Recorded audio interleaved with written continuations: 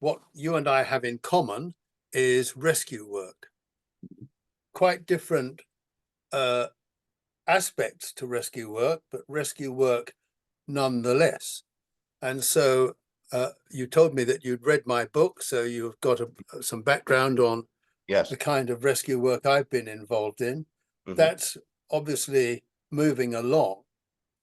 And I don't know if you have any questions you want to ask me about what I'm up to, or if you'd be happy for me to ask you a bit about you and so on. Either one. Has your work changed over time? Do you feel like it's taken any new direction, or is it largely been It is evolving, and the most recent event, which I'd be very happy to share with you, is I was put in touch with a man by the name of Thomas, who lives in London. He had a very traumatic upbringing and was suffering pretty badly from PTSD. And the chap who put me in touch with him, a friend of mine in Ohio, said that he thought I might be able to help Thomas more than he. This other person's name was Rob. And so I made contact with Thomas around Christmas time last year, and he was in a pretty bad state of mental and emotional trauma. Anyway, one of the things that was really giving him a bad time was that lower astral entities from the etheric realms were intruding upon his life, telling him he was useless, he should kill himself. I'm sure you've heard similar situations. Yes. And he was receiving some help from health service psychologists who know nothing about spiritual reality. And so they were thinking that he was experiencing multi-personality disorder, or whatever it's called, which of course wasn't the case, but they don't know anything about communication from the etheric counterpart of this world. So I said to him quite early on, there is a way you can escape from this. It takes about 2 minutes. It's completely free and it works. And we were recording, this was a Skype call. He was recording this. And I said to him, what you say to these intruding spirits is, in the name of Jesus Christ of Nazareth, I command you to be gone and never to return unless you come back, believing in him, accepting his help, and now being a person of goodwill, or words to that effect. So he wrote this down, he'd recorded it, he wrote the words, and the next time there was intrusion, he spoke these, and I said, you need to use quite an authoritative tone of voice, and you need to believe it, which he was ready to do. And this voice, we gave this person from spirit, from the lower astral, the name Fred, so that we would know who we were talking about. Yes. And Fred was mocking Thomas, and Thomas, who handled this incredibly well, he said, you can be helped if you are willing. And Fred laughingly said, I'm beyond help. I'm done for, or words to that effect. And so Thomas persisted, and he said, if you're willing to ask Jesus for help, he will help you. But you've got to ask. Without asking, you cannot be open to receiving help. And eventually, after some discussion, Fred agreed that he would ask. And Thomas heard him say, Jesus, please help me to escape from this place. And immediately an angel appeared from the light and took Fred back up into the light. And he was gone. Well, he did come back, after a while, full of apologies that the way he'd treated Thomas, and completely now transformed into his true nature as the light. And Jesus reminds us in the scriptures that we are the light of the world. Of course. And that's what we are. So being in darkness is not our true nature. And when we ask for help, we are restored to our true self as the light, just like Jesus. Yes. So, and then others from darkness, who'd obviously been privy to this conversation between Thomas and Fred, they started coming forward. Some of them were mocking Thomas, but others were interested. And so Thomas persisted, and there was one person who was a bit recalcitrant. And so Thomas engaged with him in discussion and said, if you're willing to ask for help, you will be helped. So he said, okay, yeah, I'll ask for help. But he said, no, you've got to be sincere. And we'll call this one Bill. Okay. When Bill finally said, okay, I'll ask Jesus for help. And then Thomas, who's psychically, visually and audially aware, he saw 11 angels immediately descend to where Bill was. 10 of them surrounded Bill and joined hands, forming a circle of light into which darkness couldn't penetrate. And the 11th angel went inside the circle and engaged with Bill in discussion, who took some persuading, but the angel was pretty persuasive, as I expect you can imagine. Right. And so after a little while of discussion back and to, Bill was ready. And so all 11 angels took Bill up into the light, and he was gone. Then weeks and months were going by, and other entities from the darkness were coming, some of them still wanting to mock Thomas, others saying, please help me, I really do want to escape. So Thomas was coaching them in what to do.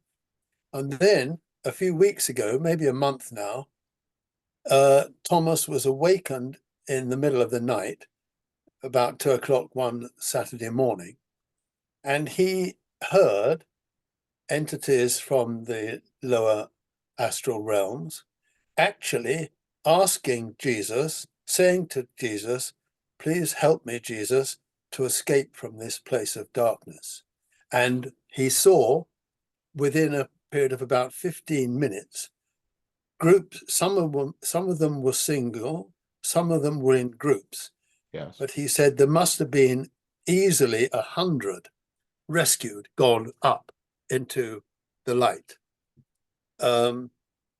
Now, what is this telling us?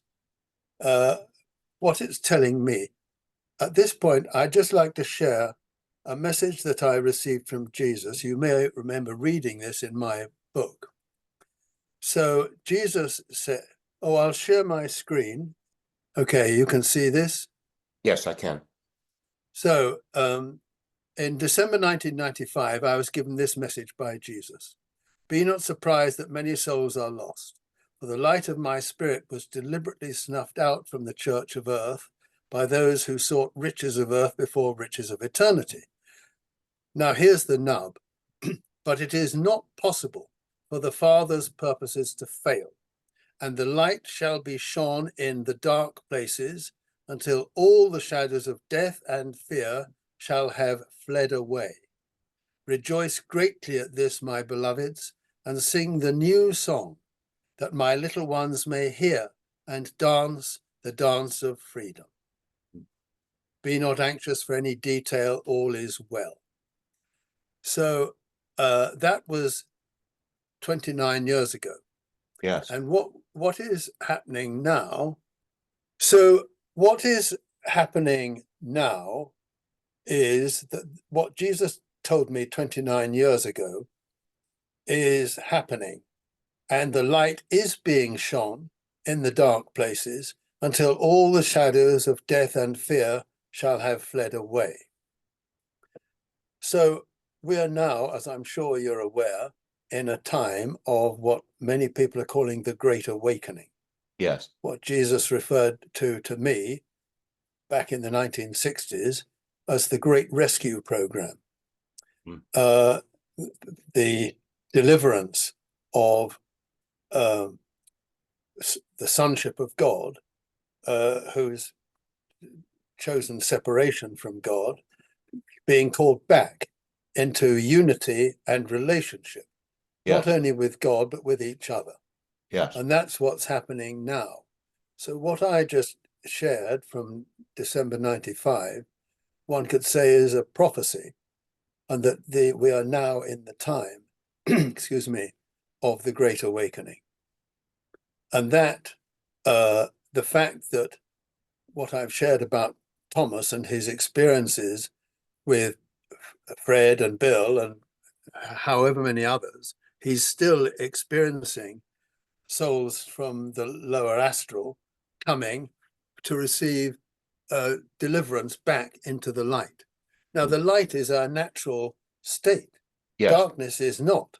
If we've lived an intemperate life or gone astray in some way, that is not the truth of our being. Right. The truth of our being is that we're a creation of the Creator in his exact likeness. So we are the light. If God is the light, we are the light. Jesus is the light, and we're his brothers in the sonship of God. So this is one of the things that has been occurring in my life this year. And in other respects, I'm getting more and more people wanting to join in 3 or 4 party Skype calls so that we can discuss what's going on. And there's one recording that took place recently, which is, there's a little bit of editing needed to tidy up the introduction because one party was late coming to it. And so that will be entitled Reflections on Our Eternal Reality. And so 4 of us were discussing this. And then that will go out on my YouTube channel for other people to watch. So the word is spreading like ripples on a pond. Yes. This is how I see our relationship, if you will allow me. That's you and me. We're joining in a common purpose for helping the restoration of the kingdom of heaven on earth. And in the scriptures, Jesus is recorded as saying, the harvest is indeed plenteous, but the laborers are few. Well, we're joining the labor force, the workforce, in helping to re-establish the kingdom of heaven on earth, where all is love and light and peace and joy. No more war, etc. Yes. I expect you are getting a great sense that that is emerging right now in our midst. This is the most exciting time in the history of humanity. Nothing like this has ever happened before, so I understand. How is Thomas doing now? He's joyful. His countenance has become radiant with, I'm talking about his physical countenance, which was distressed when I first met him. He's now got humor. He's positive. There's energy emanating from him, which indicates that he's made great strides of progress. Good for him. It's not all a cakewalk for people like him. He still has times when what can I say, the negative energy with which he was pounded in childhood, the demeaning, the bullying, the physical beatings, and whatever. Yes. They make a deep impression on the psyche of us all, Yes. especially from childhood. But he is progressing, and he's doing really well, and he's committed to continuing doing whatever he can to help bring the kingdom of heaven to earth, to join the labor force, as it were, Uh-huh. which is as good news as one might hope for. Of course. I call that a compensatory gifts. I've seen it over and over again where young little ones that were beaten and abused in different ways, especially in ways that involve the spirit. When the dark side opens spiritual doors, the light comes into, and oftentimes they end up having powerful spiritual gifts later in life. I'm sure you're aware that there is such a thing that some people describe as pre-incarnation planning. Yes. Where we decide what we want to accomplish with our upcoming incarnation. Mm-hmm. So people might say, well, I want to grow in compassion. I want to grow in helpfulness, in harmlessness. I want to grow in patience, whatever.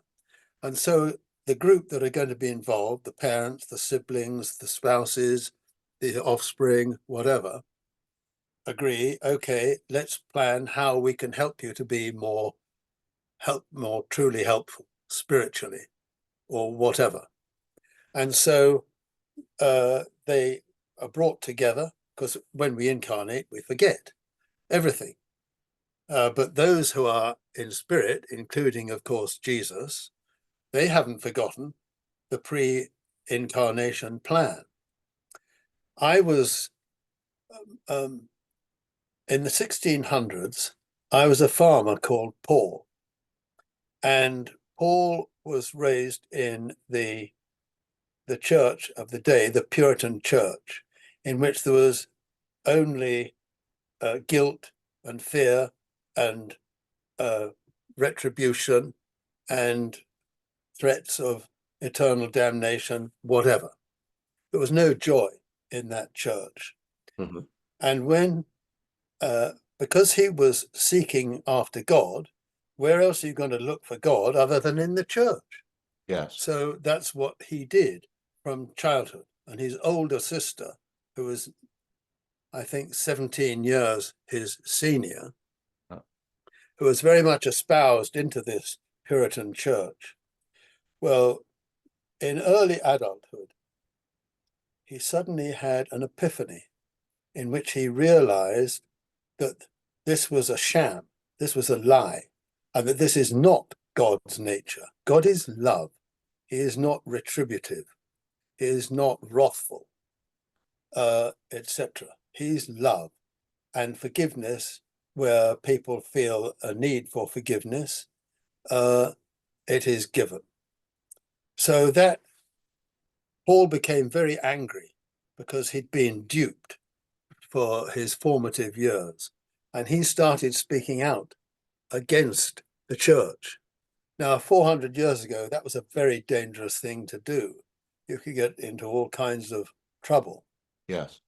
And what happened to him was he was the people who were angry with him for speaking out against the church tied him to his chair, arms and legs, and they crushed his tongue with an animal castrator to stop him from speaking. Now, I actually, as Brian, observed this, and I experienced what he was feeling, not the physical pain, but everything else, his fear, his anguish, all the stuff, as he saw what was about to happen and then happened, and I witnessed all this. Of course, that didn't stop him writing. He could no longer verbalize, but he took to writing.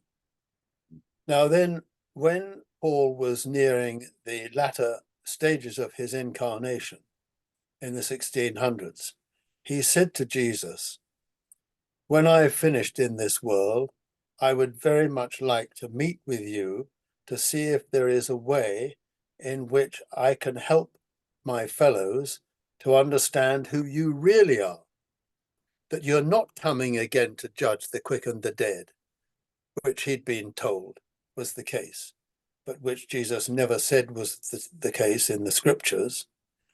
And he doesn't say that in A Course in Miracles either, or any of the other communications that he's bringing into this world through a man called Sebastian Blaxley in Buenos Aires. I don't know if you've heard of him at all.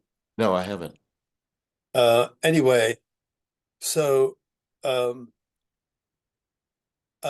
Paul did have a meeting with Jesus, and Jesus told me this about 30 years ago, and he confirmed it again about 15 years ago, that a meeting had taken place post Paul's demise from this world, and a plan was agreed, and Jesus told me this.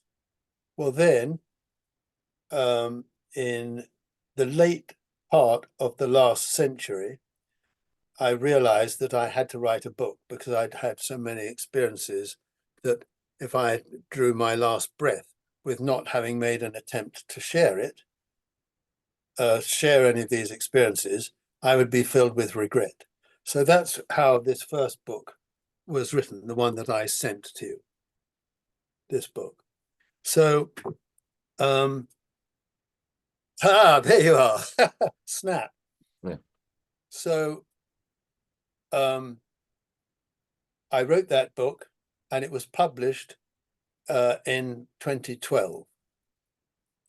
And about 2 years after it was published, 3 different people said to me within 3 weeks of each other, none of whom knew each other.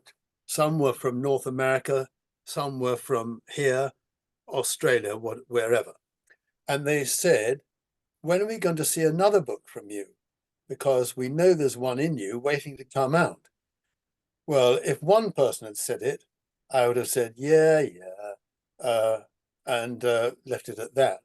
But when 3 different people who don't know each other said exactly the same thing within 3 weeks of each other, I said to myself, if I'm not listening to my inner promptings, how do I know what I'm going to be missing? So I thought about it, and I wrote a second book, which here we are. Oh, okay. Finding the Kingdom Within. When did that one come out? That was published in 2016, and it was published on Easter Day, 2016. And 3 days later, as I was sitting here at my desk, I heard the voice for God, the Spirit of Truth, say to me, he started dictating the title of 5 more books. And he wasn't waiting, he wasn't hanging around. And I had to scrabble for a piece of paper and pencil to write these titles down. I didn't know I was going to be writing books, but Jesus hadn't forgotten that this was the agreed plan.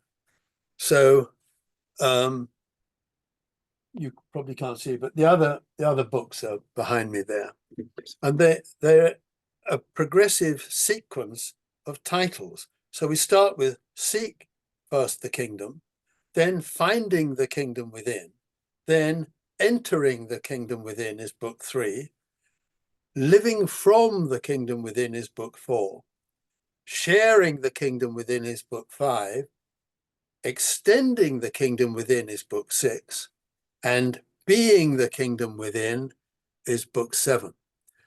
So those are the titles that were given to me, which I wrote down on a piece of scrap paper. And the last book was published in 2021. So 5 books were published in 5 years, one a year. And for a person who isn't an author, that was something of an accomplishment. You if I can't may say that so. about yourself any longer. I'm sure I don't have, well, I can't say that I'm sure. I feel that I've done my writing, and now I'm doing sharing, joining, meeting, extending. And I can do it all from my chair, thanks to modern technology. Yes, like this. With Skype and Zoom and WhatsApp. It's all amazing. Yes. Perfect timing. And he who's in charge, and that's him. Yes. That's Jesus, as you probably realized. See that? Yeah. Looking down across the Kidron Valley to old Jerusalem. And so he's there in all my conversations. He's listening and rejoicing, because we're talking about the awakening to the reality of our eternal being in brotherhood with him. And what more joyful thing is there to want to share? Sure. And so this is now the kind of next step or phase on my progressive journey toward the why I'm here.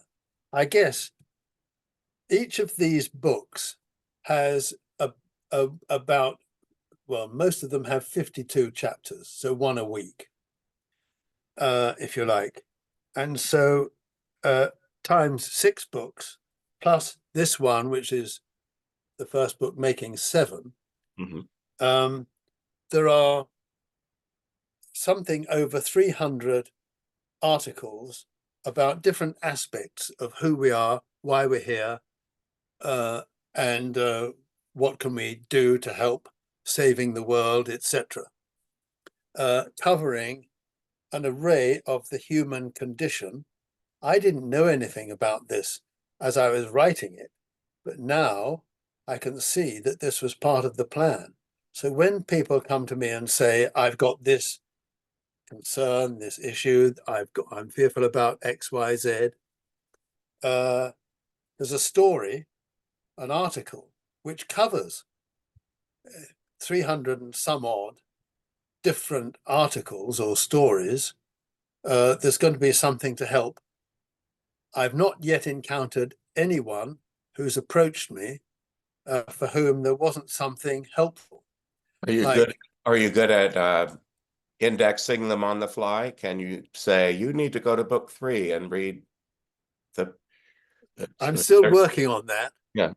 But what I have done is combine the manuscripts for all 7 books into a single Word document, so I can do a search, and that brings up the bit that I'm looking for. I was talking to a man called Will today, who believed that he had committed an unforgivable sin about 10 years ago, and that God is full of, and he's experiencing this. It's not God that's giving him this feeling, but he believes that God is full of wrath and fury towards him, and that he's experiencing. And that, imagine how terrifying that is, and that he's been cast into outer darkness for all eternity. I can't imagine how terrifying that must be. So he approached me about, well, I was interviewed on Bat Gap about 5 years, a little over 5 years ago. Well, he watched that and contacted me looking for help. And his ego was in such control over his mind, believing that he had performed the worst sin imaginable, and that there was no hope for him. And in the last, and for about the better part of 5 years, he was pretty well immovable from that attitude.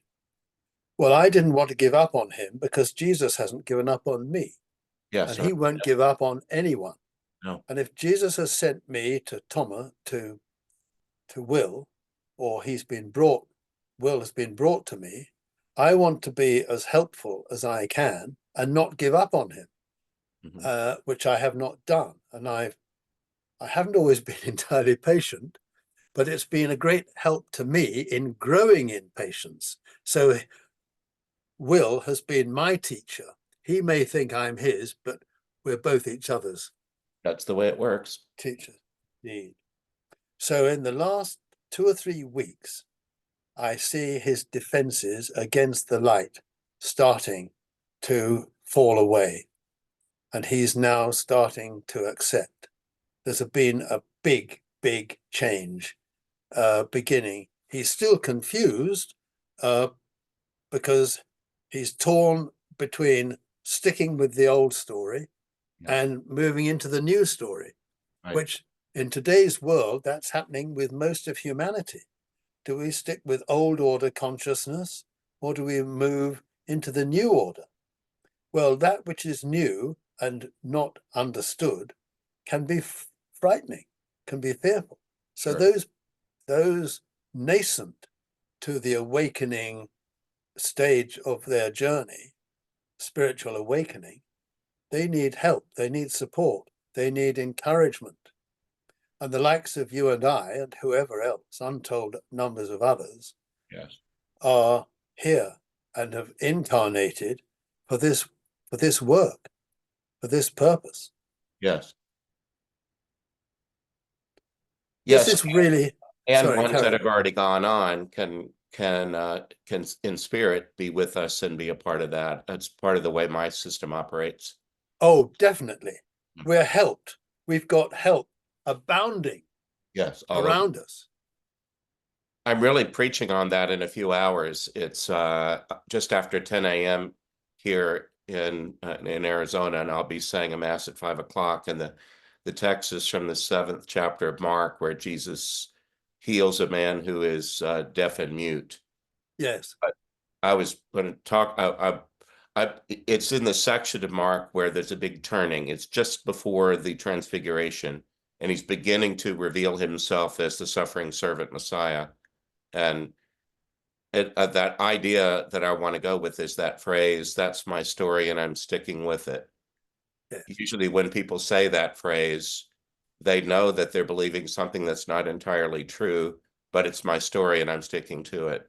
Yes. And then they don't speak or hear sensibly. They hear nonsense echoing in their head. Yeah. Yes. And that's why we need to stay steadfast in our focus on the light, the love, the peace, the joy, which Jesus emanates from his being. People feel like that message that they've done something unforgivable, they feel like they've heard that at church or they've read it in scripture. Yes. And it's very easy to misread the scripture, misunderstand, misinterpret. Yes. And people who are manacled, if you will, to the dark side, they're looking for dark, condemnatory stuff in the scriptures. They are, yes. And I've said to Will, don't look for the dark stuff, look for the light stuff, because the Bible's full of it. Yes. You're ignoring the good stuff and picking out a few bits from the early prophets and so on. Well, things move along. We're a long way ahead now on our spiritual awakening from 3,000-4,000 years ago. Our awakening is an evolutionary process.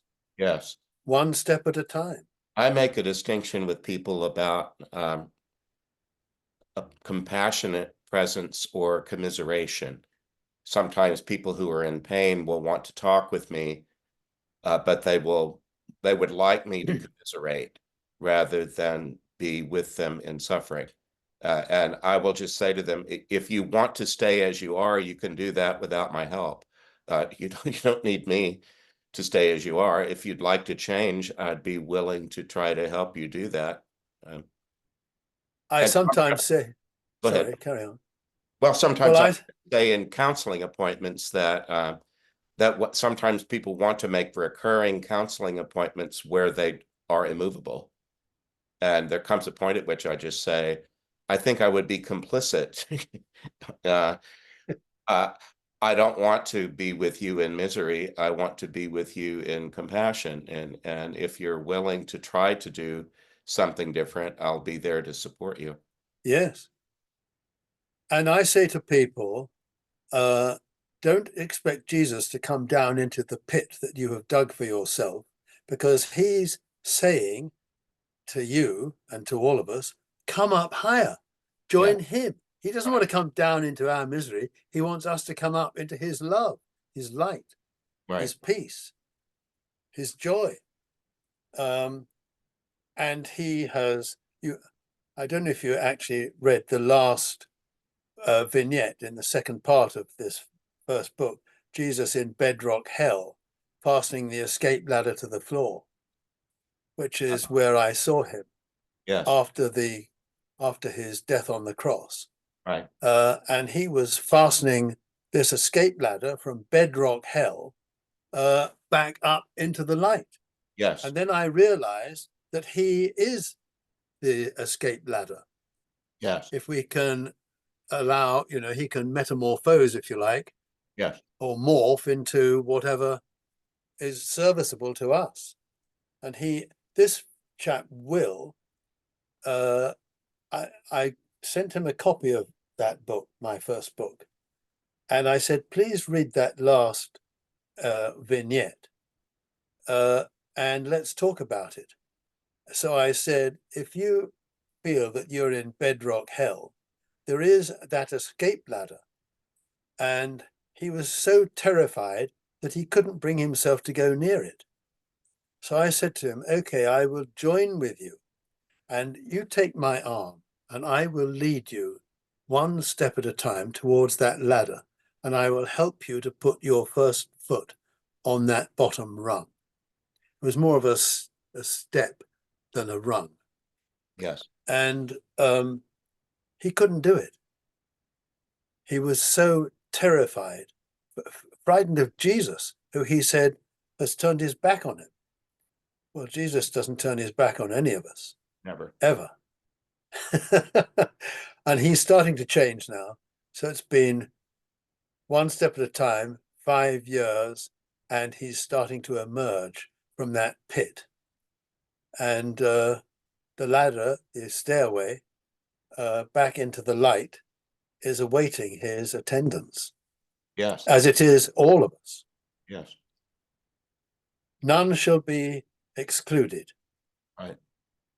I know there are those who say that there's going to be another division, and those who aren't ready will go off. I've heard some people say they'll be taken to another planet. Well, why?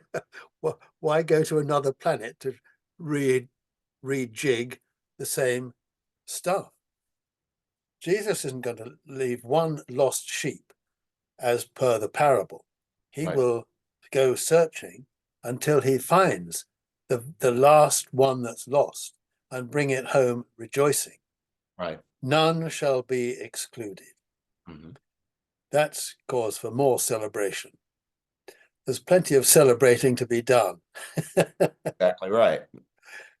We live in joyful hope. We do indeed. How wonderful is that? We still have work to do. Yes, but that's the best news there is.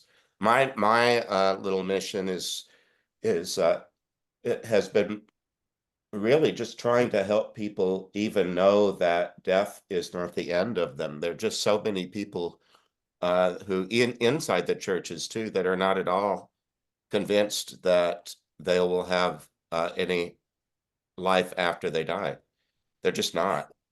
And so my books are pointing to the fact that everyone continues on, and if you were to awaken to that as fully as you can, you might enjoy your life here a lot more.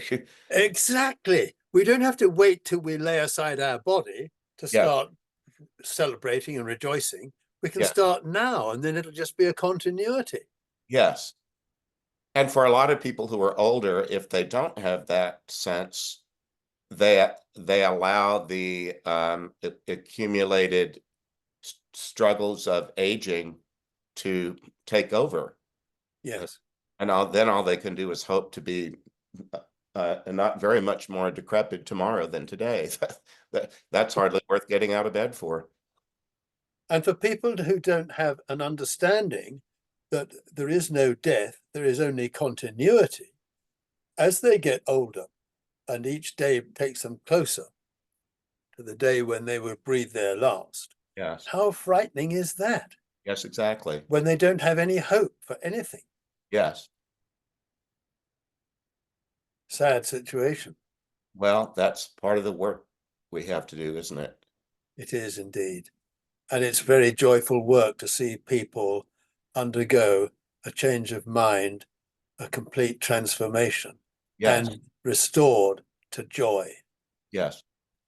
And that always has to happen from within, as with the young man that you were just talking about. It might take him 5 years, but you can't do that for him. It has to, he has to put his own foot on that step or that rung. Yes, yes. And all that has been, I use the word slog, and sometimes it's felt like a slog for me, but Yes, in fact, okay, so it's taken 5 years. So what?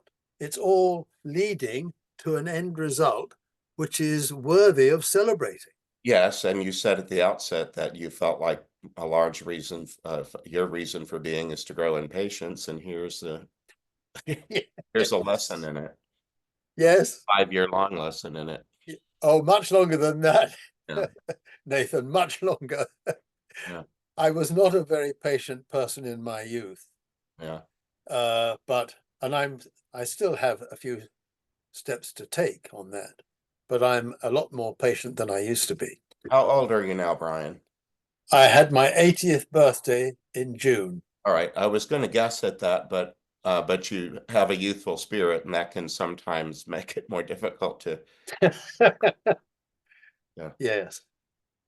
When I walk down the street and see some people who perhaps are some years younger than I, but are looking old and decrepit and in the depths of spiritual despondency, and I think, where is your journey taking you?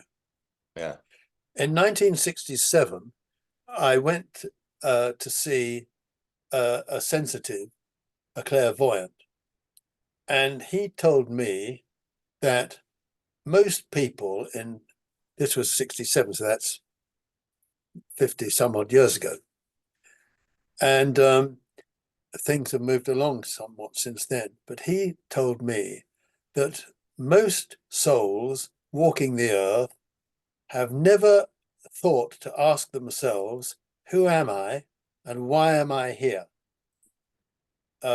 And to a large extent, that's still true, but the numbers are diminishing as wakefulness begins to emerge from our own within. And newly incarnating souls are bringing the love, the light, the truth with them for sharing. Which reminds me of the scripture somewhere which says, out of the mouths of babes and sucklings, thou hast perfected praise. yes, And that's where we're at now. What an opportunity for rejoicing, yes. giving thanks, gratitude. Wonderful. Well, Nathan, this has been joyful. I've loved our connection. I feel that a connection like this is now forever. Well, thank Whether you. we connect again on WhatsApp or email or anything doesn't Yes, really make any difference. We're yes. two souls sharing the same purpose, Mhm. which is being truly helpful and wholly harmless for people who are in sore need of help. Yes. It happens in so many different ways, but yes. And when I say mass, right after we've done the consecration of the bread and wine into the body and blood of the Lord, the prayers shift almost immediately to praying for ones who have died. And then there's always some reference to for those most in need of your mercy, or something. The one, it doesn't always say in the outer darkness or the lower No. realms or whatever, but there, right after that, there's always some phraseology that says, and while we're doing this, let's bear in mind to pray for those who are furthest from the light. Is this your own words, or is this part No, of it's in the formal Roman Catholic liturgy. And then when on Sundays, we always pray a creed after the preaching. And I prefer, there's two, the Nicene Creed of the Apostles, and I prefer the Apostles because it explicitly says he died and descended into hell, and on the third day rose again. Because there are some who move, who operate out of a dualistic mindset that there's the good and the bad, the holy and the unholy, the ones that God will reward with everlasting life and the ones that he'll throw into an everlasting pit. And right there in the Apostles' Creed, it says he descended into hell. And I believe that part of the work that you and I do is helping people that have are too well acquainted with some version of it. Yes, yes, but they won't be left there. Whatever their beliefs may have been and their misperceptions Yes. may have been, and the work that now Thomas is engaging in is demonstrating that none shall be excluded or need to be excluded. Yes. And when Fred said that he was beyond help, that was his misperception. Well, and he's now found that help people, was given. When I come across people who want to defend the idea of an eternal hell, in the end, I just say, well, that's really above my pay grade. I'm just here to live in time and space and do what I can while I can. And, you know, how the entire universe operates is not for me to say. I'm just here to love, receive love, magnify love, and distribute love, you know, share. Yes. Amen to that. Well, with that, Brian, Wonderful. I need to go because in 5 minutes I have a next call. So Okay. I need to say goodbye and Bless you. Thank you so much. okay, God bless you too. I bid you farewell. Until next time. All right, bye-bye. Bless you. Bye-bye.